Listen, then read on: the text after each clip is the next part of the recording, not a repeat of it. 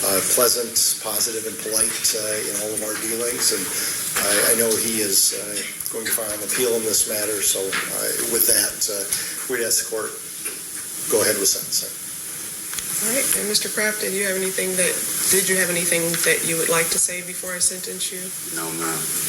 Okay. Well, Mr. Craft, at this point you are 26 years old and you have 5 prior felonies and 8 prior misdemeanors.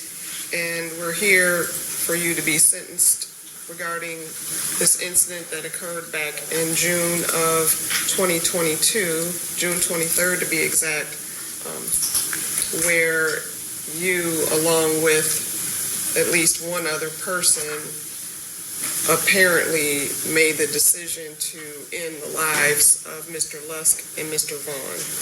You were found guilty after evidence was presented to a jury. You had a jury trial.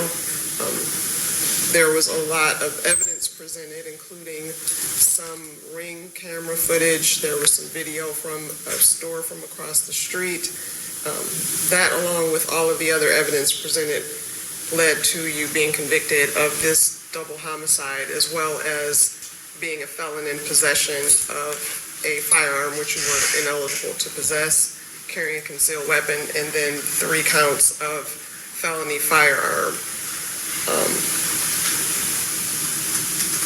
I want to say to the family members that spoke and those who didn't, that I am sorry for your loss. Better yet, I am sorry that the lives of these men were stolen from you, that your father was stolen from you, that your uncle was stolen from you. You are definitely understandably angry in this moment. I was glad to hear Ms. Crump state that she does not have hatred towards this defendant, because that hatred would only serve to continue to victimize you for years to come, as opposed to having you focused on continuing to represent your father's legacy, which is obviously more important. And Mr. Craft, I don't know, obviously your actions had a ripple effect. I don't know if you didn't think of the ripple effect or simply didn't care. Your actions in this case are simply inexplicable, and this is just a needless tragedy.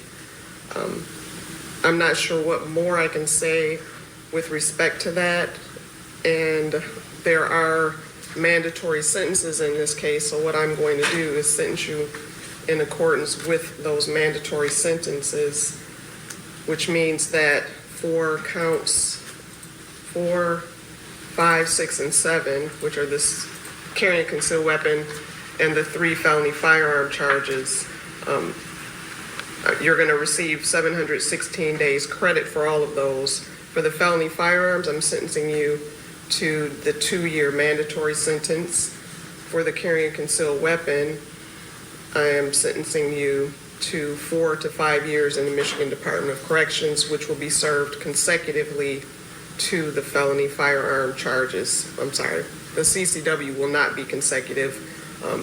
It will be running concurrently. In addition to that, for counts 1 and 2, which are the homicides of Mr. Lusk and Mr. Vaughn, I'm sentencing you to the mandatory sentence of life in prison without parole. And this, you'll receive credit for 0 days. This sentence will have to run consecutively to the felony firearm charges. And I'm also sentencing you to,